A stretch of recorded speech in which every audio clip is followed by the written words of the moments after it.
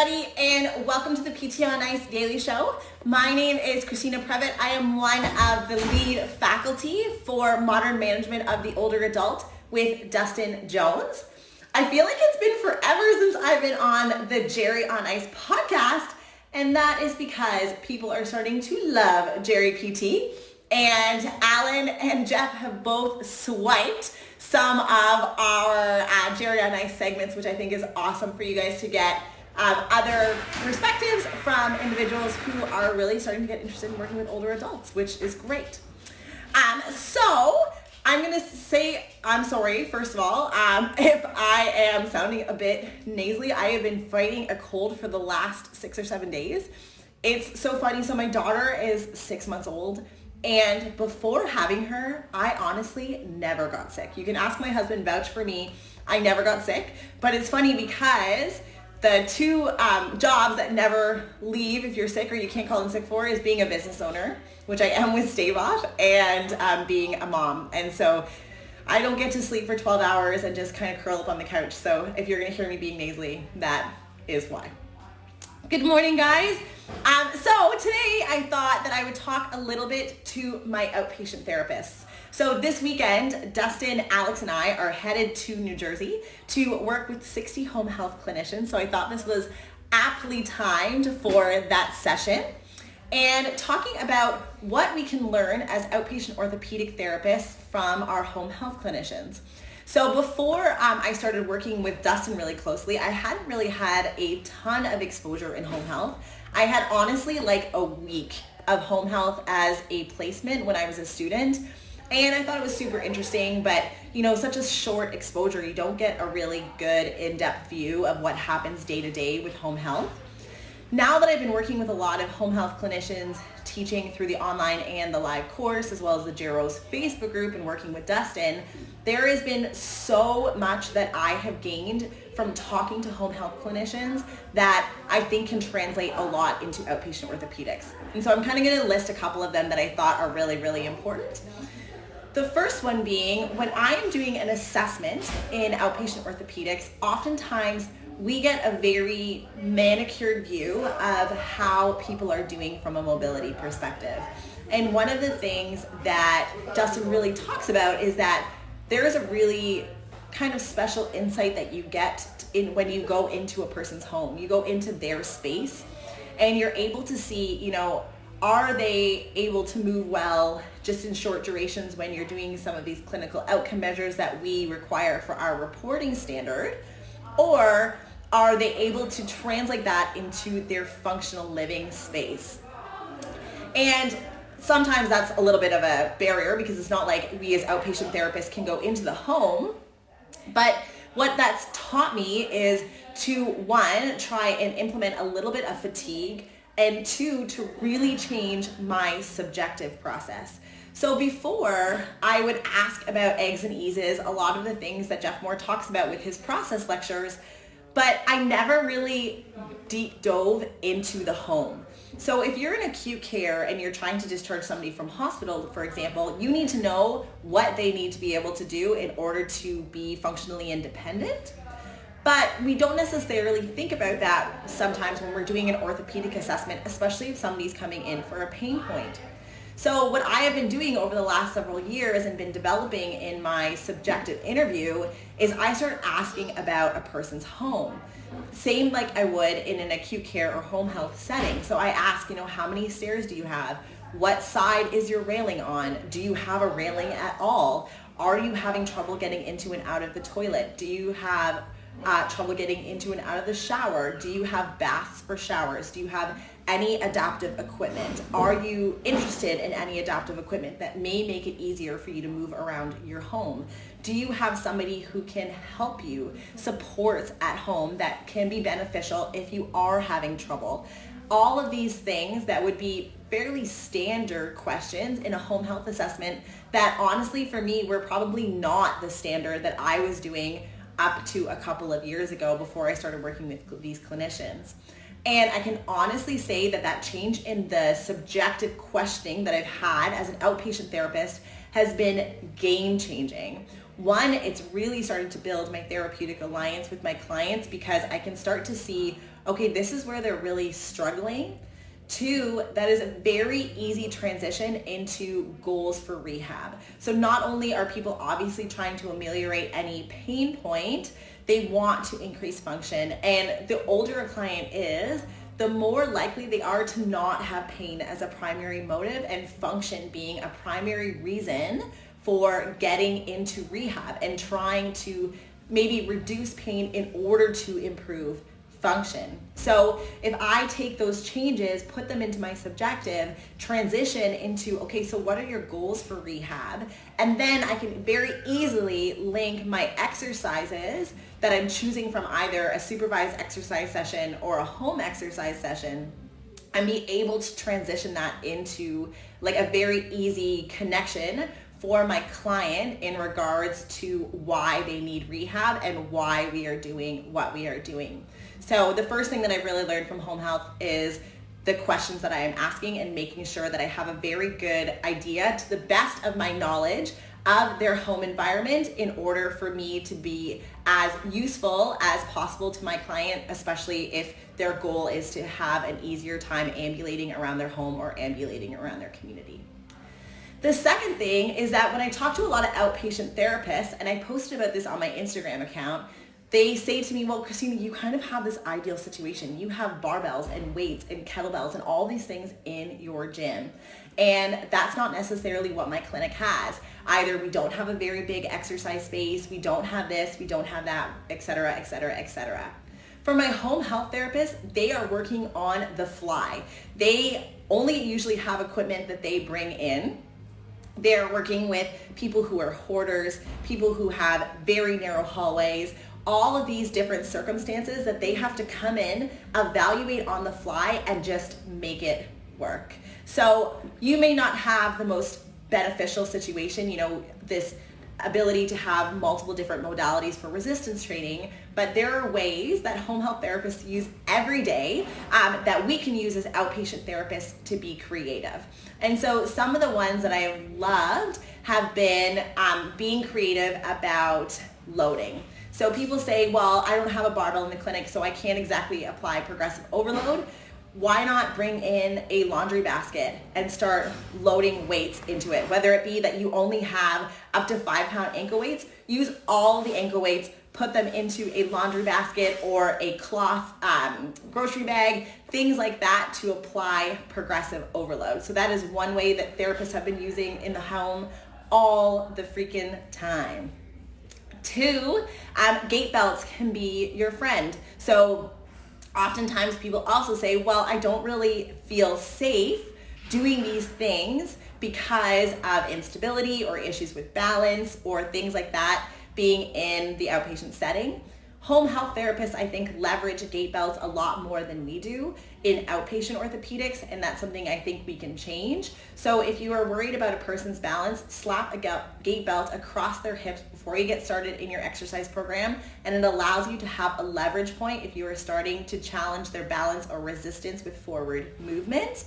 The other thing is that you can start applying gait belts to a load, because when a home health therapist is in a person's home, you don't want exactly the barbell or the kettlebell or whatever modality of equipment that you are bringing into a person's home to hit the floor. That is a very quick way to lose your therapeutic alliance. And so slapping a gait belt around a thing like a kettlebell or a dumbbell, so that if they start to lose their grip or pain becomes an issue or they fall back, if you're doing like a sit to stand and they fall back on the chair, that you were able to very safely move the equipment away so that you're not necessarily placing the client at risk for, getting a toe pinched or whatever. And you're also able to allow for that safe displacement of movement, so it also doesn't ruin your clinic floors. The other thing that we can start doing is leveraging different weightlifting equipment so that we can start applying load. So another thing that I see a lot is that I have clients with osteoarthritis or rheumatoid arthritis in their hand, which makes gripping on to things like dumbbells or barbells very, very difficult. Weightlifting straps are a great way to distribute the load across the wrist. You can place it around. You can get weightlifting straps that have this little hook even. So you just hook the strap, place it around the client's wrist, hook the strap on, and then they can use that distributed pressure so that they aren't using those tiny joints. You're not flaring up their pain, and you're still able to apply progressive overload. So those are some things in terms of being creative from an exercise perspective that home health therapists do all of the time. And it's just something that we can start to be creative and start implementing in outpatient practice. So first one was changing our subjective assessment so that we are able to really get a good idea of what the home environment looks like. The same thing with social supports, I should have mentioned that. The second thing is being creative around the way that we are utilizing our modalities. You know, for home health, we are kind of stuck where, you know, you go into a person's home and you kind of just got to do what you can.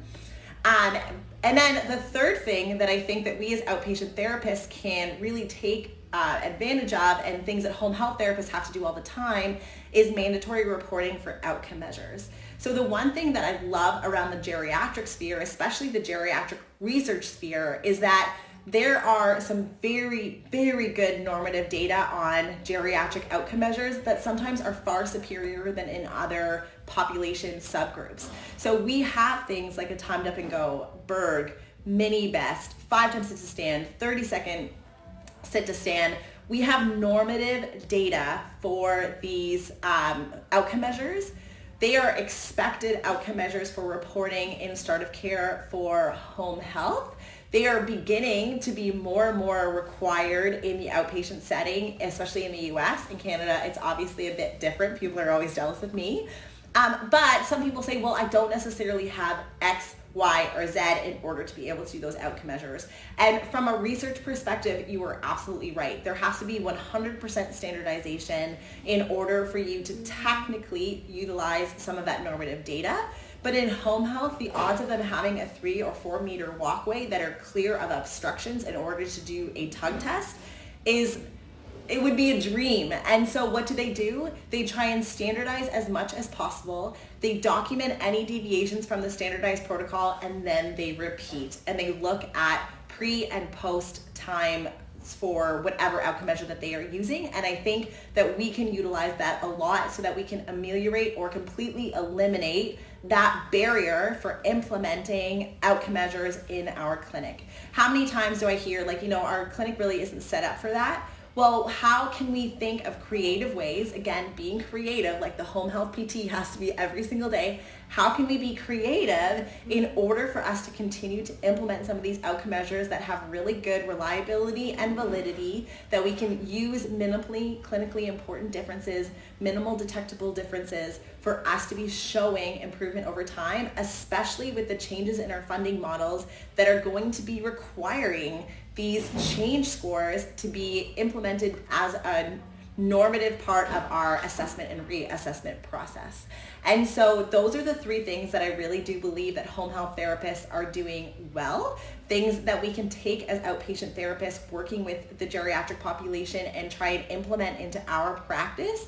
And then from a secondary point perspective, if we are good at asking subjective questions about a person's home, being creative with exercise selection and applying progressive overload, and completing outcome measures to the best of our ability in order to show improvements pre to post, we are also setting up the next therapist that is going to be seeing a person potentially later on in a person's life, or after some acute episode requiring hospitalization or some decline in function, where they're no longer able to see you in an outpatient setting, and they've had this exposure to you. So when they see an acute care therapist, when they see a therapist in home health, in the skilled nursing facilities, in the assisted living facilities, they are used to this process of rehab being the norm.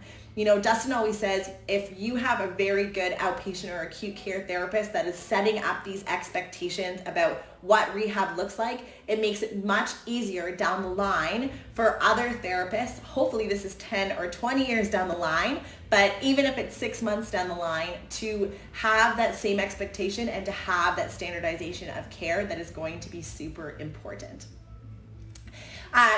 G said to lock the wheels on a four-wheeled walker for a prowler push. Let's finish off with that little trick that you can do. So you can put a kettlebell and you can make a four-wheeled walker into a prowler or a sled. That is one great way, if you don't have a prowler or a sled in your clinic, to be implementing some sled pushes, which is great for the posterior chain or the anterior chain, depending on the placement of your hands on the walker. All right, so that is my session for today. So the three things I want you to take away if you are an outpatient therapist that you can get from PT is 1, subjective assessment. If you are able to ask about the home, how it is set up, what the difficulties are, how many stairs, where's the bed rail, how high is your bed, can you get in and out of bed, do you have any adaptive equipment, that will help you a ton to set up your functional goals and translate that well into your home exercise program. Number 2, get creative with your modalities. Progressive overload, we know, is the key variable, and that one that we need to be doing a ton with our older adult populations, well, with all of our populations, but especially in geriatrics when people are at risk for functional decline and loss of independence. Get creative. It doesn't necessarily mean that you have to have a barbell in your clinic. If you do, awesome. If not, grab a laundry basket, grab cloth bags and start loading them up, because that is what our home health colleagues do every single day and stuff that we can do in our outpatient orthopedic clinic. And then number 3, we want standardization, but if standardization is not possible, then we are going to document any deviations and just look for reproducibility when it comes to our geriatric outcome measures, because we know that there's a lot of data there and we can really gain access and gain insight into where functional impairments lie, where improvements are, and make a case to our insurance providers around increase in functional capacity, decrease in falls risk, and that's going to translate into dollars and cents from a business perspective in regards to the data that we know on healthcare utilization. All right, have a wonderful, wonderful Wednesday, everyone. Hopefully I will see some of you that are watching in New Jersey. We have 60 home health clinicians that I am going to be singing their praises, and we are going to be working on our course. If you guys are interested in jumping into the online version of the modern management of the older adult, we are almost finished our fall cohort, but we have a cohort starting in January. So if you are interested in learning all about working in geriatrics, irrespective of your setting, you should definitely sign up. All right, happy Wednesday. We will see you guys soon.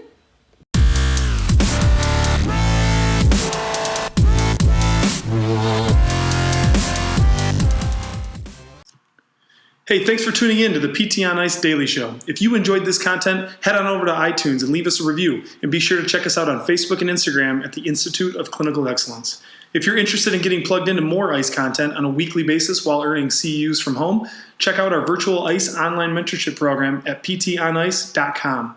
While you're there, sign up for our Hump Day Hustling newsletter for a free email every Wednesday morning with our top 5 research articles and social media posts that we think are worth reading. Head over to ptonice.com and scroll to the bottom of the page to sign up.